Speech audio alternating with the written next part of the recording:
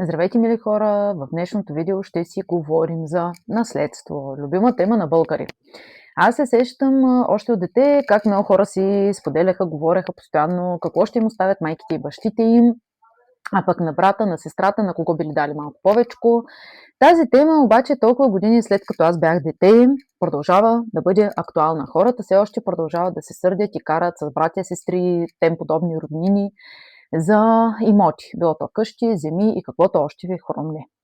Обаче има едно друго наследство, което малко хора започват да го говорят, вече има някои, които започнаха, много хора обаче не го вярват, че всъщност такова нещо има, а това всъщност е духовното наследство. И сега много хора казват, аз не вярвам в нищо, за мен не съществуват никакви сили, живота е това, което си го направиш.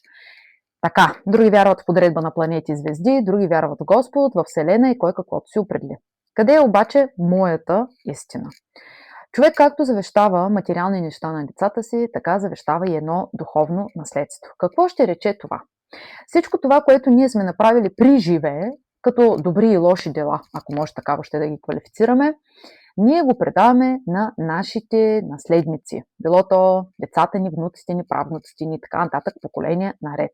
Колкото благини, добрини си сторил, ти ще ги предадеш нататък.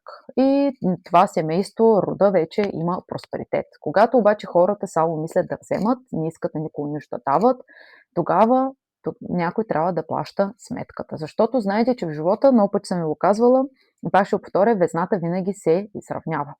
Никога не можеш да имаш 100 грама повече от това, което всъщност си взел. Давам, получавам, везната идва наравно.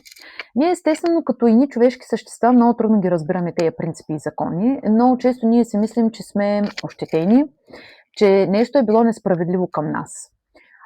Истината е обаче, че ние забравяме какво говорим, забравяме какво правим, забравяме на кого какво сме причинили.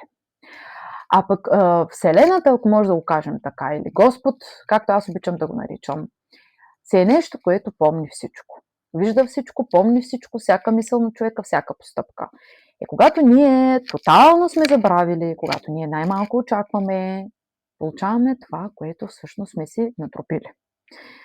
Така, знаете българската мъдрост, каквато попара си надробиш, така ще я сърбеш. Така че това нещо важи с пълна сила. Осъзнати ли сме обаче ние, когато започваме да влизаме в ролята на родители? Какво аджаба ние ще дадем на нашите деца? Нали, повечето казват, ама аз купих, оставих апартаменти, оставих 20 декара нива, оставих еди си колко в банковата сметка, погрижих се добре за децата си.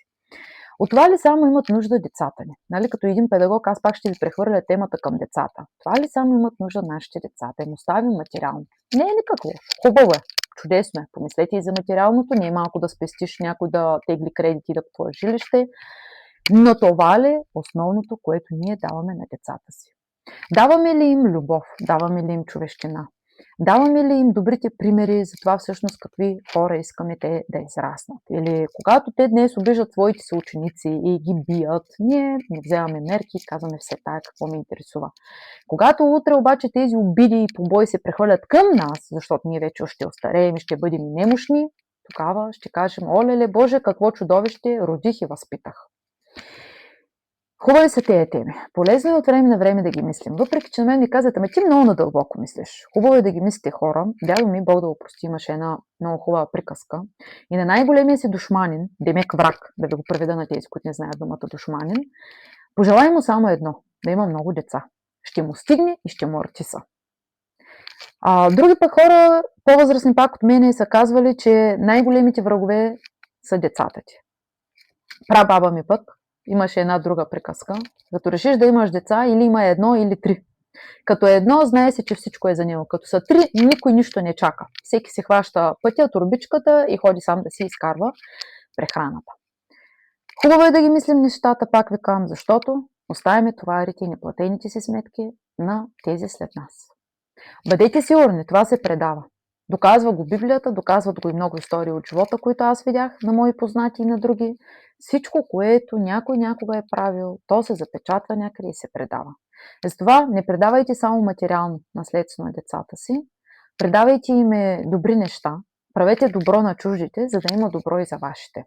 Защото много пъти казват, мен чуждите не ме интересуват. Ние всички сме си свързани.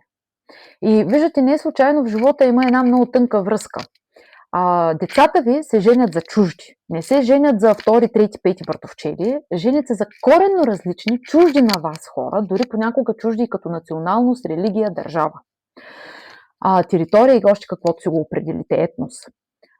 Това е отново много странната комбинация. Защо така е устроен живота, че ние не се съединяваме с нашите по кръв, съединяваме се с чуждите?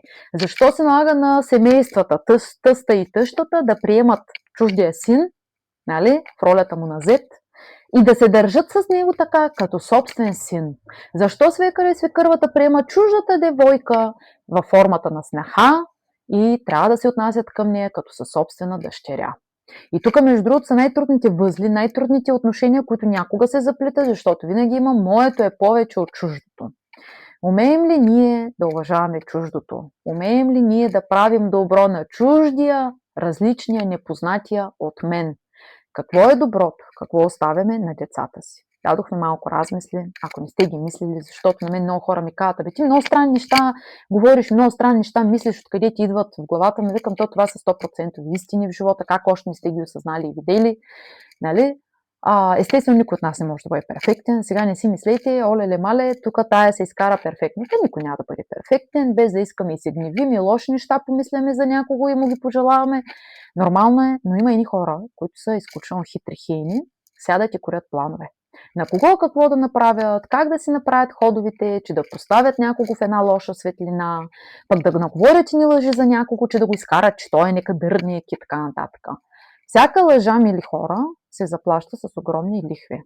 Следващия път, когато тръгнете да правите интриги, лъжи, манипулации и знаете, че говорите неистина, погледнете снимките на децата си, внуците си, правнуците си, ако вече сте стигнали тая възраст, се замислете какво им завещавам. Хубав и успешен ден!